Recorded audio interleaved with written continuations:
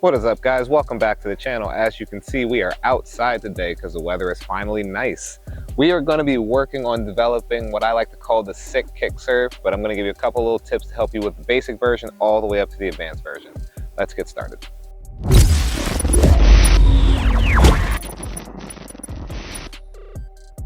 So when we are learning to develop a kick serve, the first thing I want you guys to know that a lot of people don't talk about is the fact that there are actually two kick serves.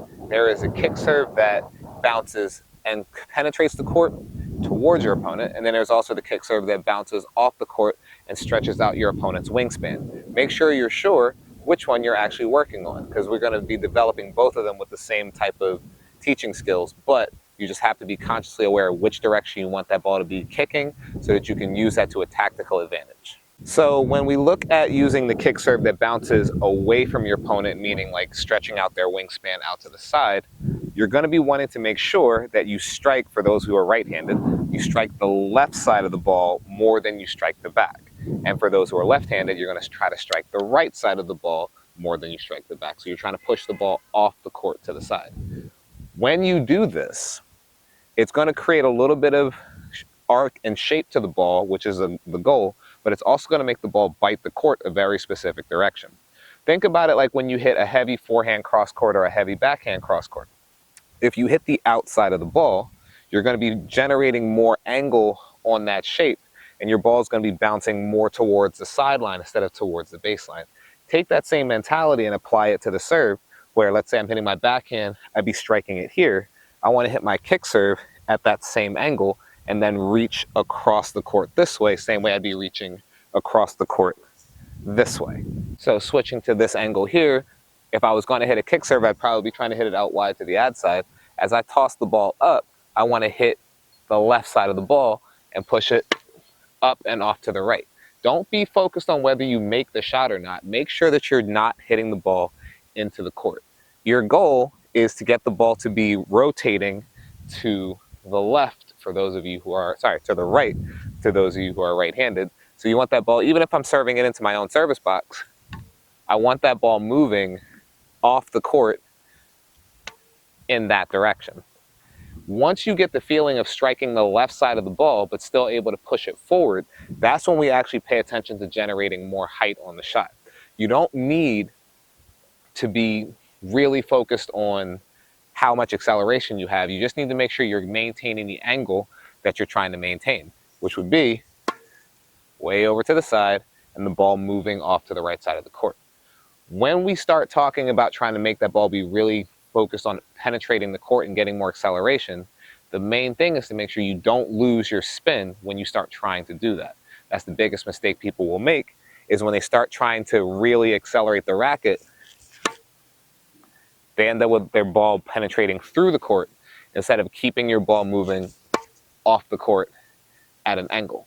So bringing it back to this angle here, the one technical goal that I would have you guys focus on would be keep your swing path behind the baseline that you're standing on.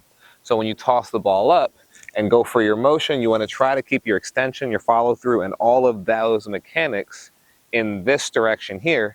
Your body can jump up, your body can jump into the court, but you want to keep all the momentum and speed more towards this side here. Now, it doesn't matter that you can't see whether I'm making the shot or not. You're looking at whether I can maintain keeping that ball off to the side by keeping my racket off to the side here. So keeping with those same mechanics, if we want to hit a kick serve that bounces and really gets into our opponent and jams them up, we're going to take that same upward acceleration, but we're going to actually take ourselves from the side of the ball more to the back. Now imagine hitting a heavier forehand or backhand down the center of the court. You would have the shape of the ball going up and down and bouncing into the person. You're going to try to create that same shape here by striking up the back of the ball really fast and just trusting that the acceleration around the ball pulls it down into the court. And just like when you hit a heavy forehand, as it hits the court, all that rotation bites the ground and shoots it forward. You're going to have that same goal here, where the person sees a slower serve coming through the air and they get ready to take a normal ball, but as it bounces and increases the speed, now you've got them jammed up on their contact point because they expect to be able to step in, but that speed increases and pushes them back. In order to do this one, all you have to do is keep all of the same mechanics except for not keeping your racket behind the baseline. Now you're going to push up and accelerate toward the court. And as you can see, I hit a second serve, but it bounced inside the box and then kicked all the way back to the back of the fence. And I'm not really going hard through the ball, but that bite on the ball is carrying it to the back there. And that's with minimal oomph, no leg drive, no real rotation. Increasing all that stuff, now we've got a ball that's really pushing into that person, and you're not doing anything extra except for adding the acceleration. Just be consciously aware that you're striking the back of the ball to get it to penetrate at the person, or you're striking the side of the ball to get the ball to kick off the court. Once you understand how to play with the path of the ball, you can actually become a way more effective server without really changing the mechanics too much. You can have a bunch of different kick serves, which would make you able to manipulate the ball while still staying fairly comfortable in the way you're hitting it. So that's going to wrap up this video, guys. Again, not super complicated. If you know anybody that would like me to go more in depth with one of these serves in specific, tag them or put it in the comments. But I want you guys to just get out. The weather's finally getting nice. Practice your serves, especially second serves, because you need to be able to use those consistently to be able to play a lot of points and take that pressure off of you.